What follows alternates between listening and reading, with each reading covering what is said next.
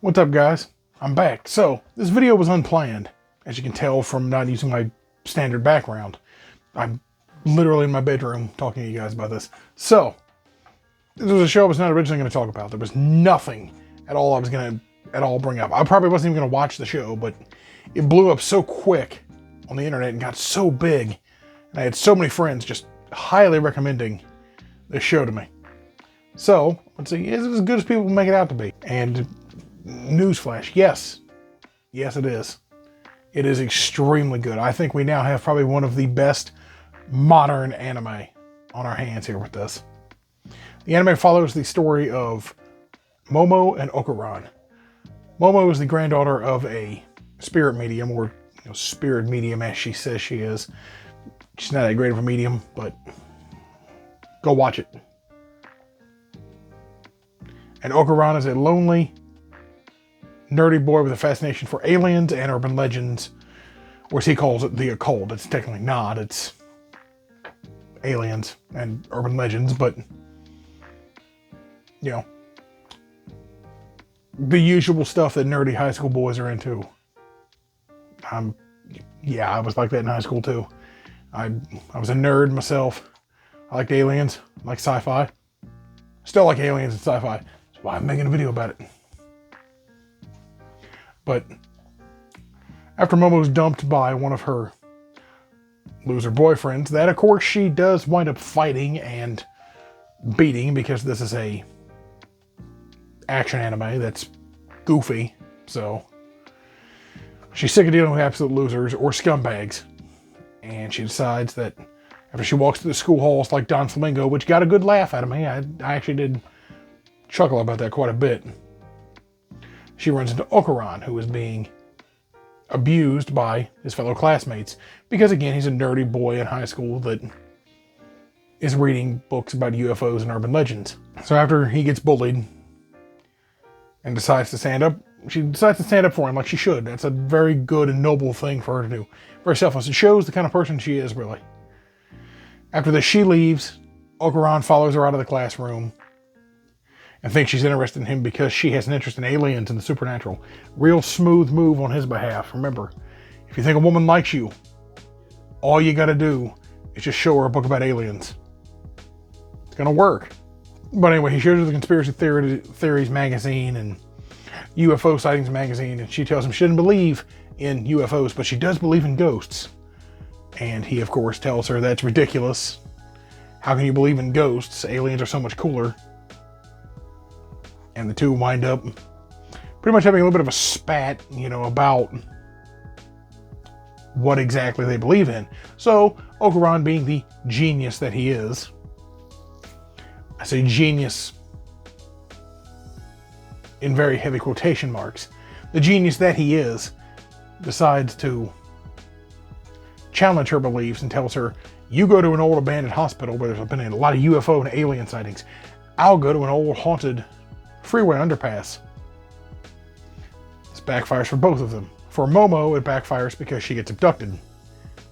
And for Okaron, it's because he runs into a yokai, an old legendary yokai at that. I'm not going to spoil that, go watch it.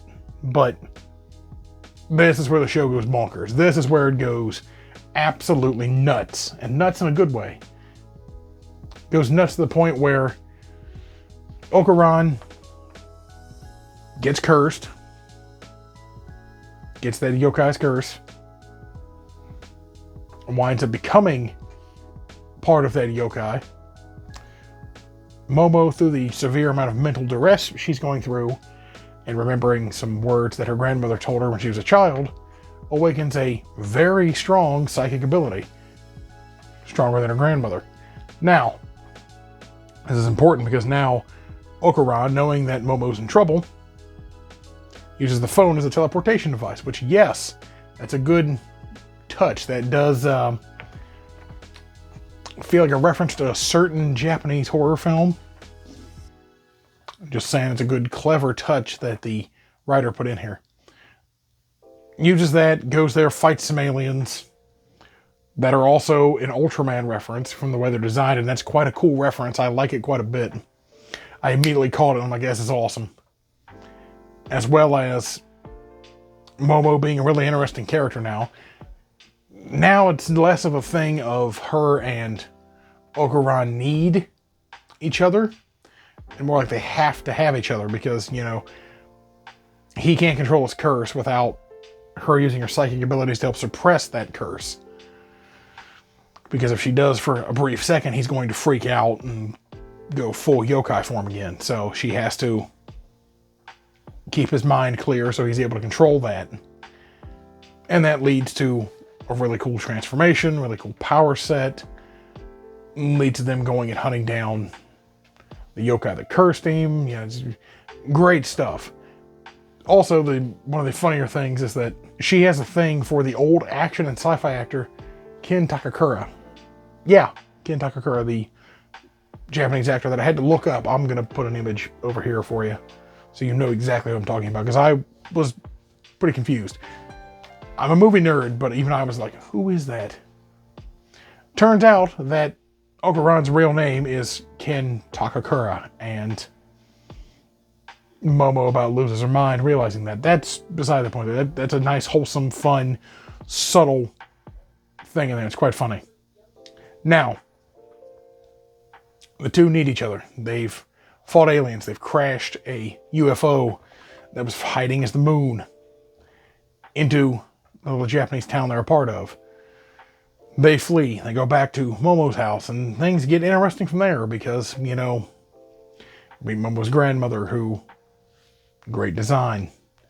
We meet another alien who was said to be the Flatwoods monster, who, yeah, this is when we get some cool transformations happen during the events of the UFO crash. We do get some good character building and explanations and lore and, you know, things that really do help build this series out.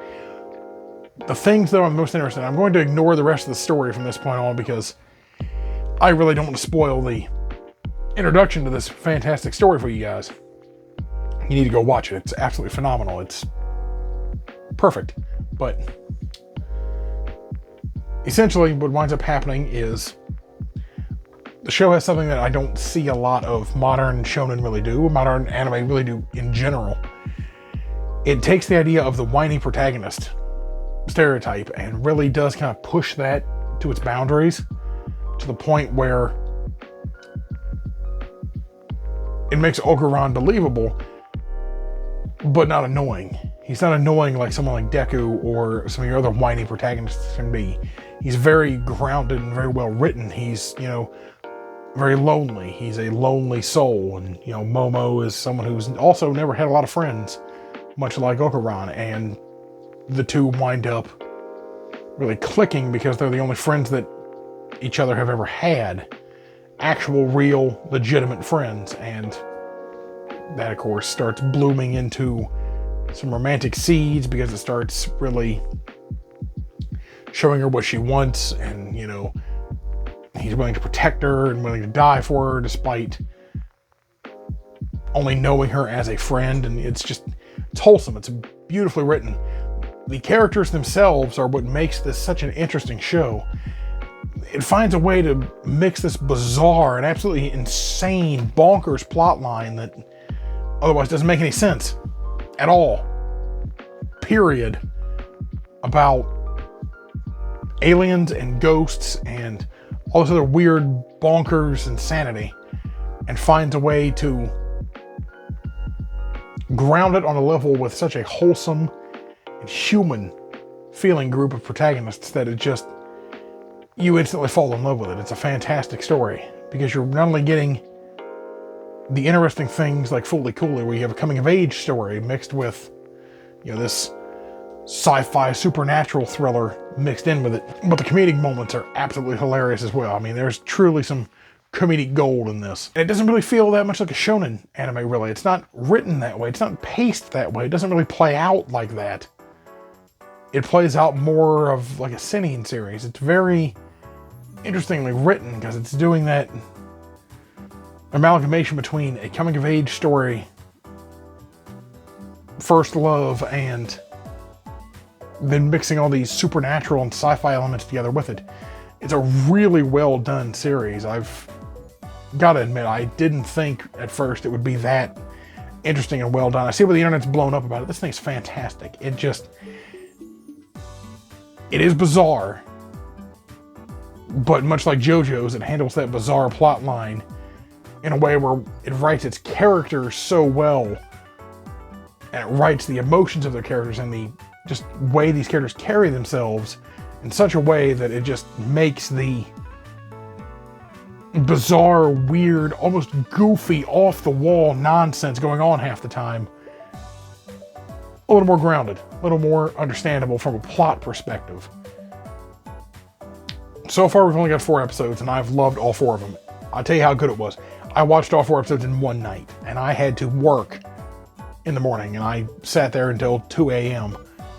watching an anime. It's fantastic. It's absolutely phenomenal. I will be watching this as it's releasing. This thing is perfection. It's done nothing so far to prove to me that it doesn't deserve to be the #1 of 2024. The pacing's fantastic. The art is phenomenal. The animation is just stellar. The soundtrack is fantastic. The opening song is nuts. It's fantastic. I love it. It's just all the way around 9 out of 10. It's a fantastic show. What am I saying? It's a 10 out of 10. It's a fantastic show. Everything that this show does, it's either been a reference or it's been there to pull from other types of shows it's copying off of, like Fooly Cooly. And it exceeds. It's just fantastic. It does everything perfectly. To the point where this is one of those anime that you could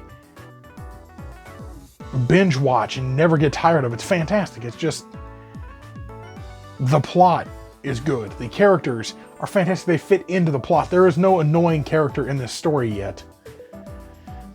None of the characters feel out of place. They don't act like complete idiots. They don't carry themselves as incompetent characters. You know, they don't have that thing that I think a lot of people get tired of with shonen, where there's not a lot of really tropes with these characters. They're just kind of existing, and then things happen. Fate gets the sort of better of the situation, and then, you know, yokai curse ability, aliens, fighting aliens and ghosts with these powers, and you just all kinds of bonkers, goofy insanity, really. It's an absolutely insane plot for a show. You sound like you're an absolute lunatic when you try to explain it to people. I sound like a lunatic trying to explain it to people, and, you know, I'm trying to ground it the best way I can. But if you've yet to watch it, go watch it. It's absolutely phenomenal. Of course, I've not read the manga yet. I've just seen snippets of it. But this looks like it's going to be something that needs to be #1. It needs to be the next big thing. It is just worth it in every sense of the word. The series is too well done. I mean, it's just, it knocks it out of the park with everything it's done so far. I mean, when it can hold your interest enough while still trying to mix all these different genres and story tropes together to still create such a fascinating and engaging way of doing this plot line, I'm sold. I mean, they've got my money. I'm gonna watch it. I mean, I've already got it marked on my calendar, if that's telling you anything. I literally, on the PC behind me, I have it marked as a notification to, hey, on Thursdays, Dan. Yeah, stellar series. It's far beyond anything I could have imagined it could have been capable of. And I truly think it has potential to be probably the most popular and probably the best anime of the last 15 years. It's fantastic. It's reminiscent of older anime. It's a lot like Fooly Cooly or Soul Eater or some of those early 2000s kind of goofier sci-fi supernatural thrillers that were just, it's good. And hopefully as we go into 2025, this thing remains just stellar and fantastic. I don't need it to fall off like a lot of modern anime do. I hope it doesn't. It's just too good for that. And I hope it gives us a fun and engaging story, and remains probably one of the best on the market. It's got to be. You know, we need to have a win again. We got to have something that just stands out from the crowd and so unique. We have to have that unique, odd one out be the thing that blows the stuff out of the water.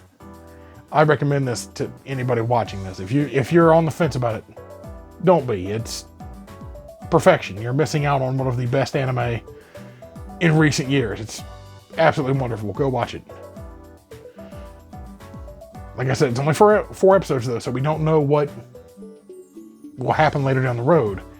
And as someone who didn't read the manga, I also don't know what happens later down the road. And don't spoil it for me. I want to see it. But it's a 10 out of 10. I mean, that's my final ranking of it. Is a 10 out of 10. It's amazing. If you love goofy anime with some slice of life in there and some really good action scenes and just some wonderful, wonderful, wonderful characters, this is the place to go. This is a amazing series. I understand the internet going nuts over it. It is rightfully deserved. As a matter of fact, if you like this type of thing and you like more weird, bizarre anime that can still kind of tug at the heartstrings at times, do it. Don't sleep on this. It's too much of a masterpiece to sleep on. Thanks. I'll see you guys in the next one.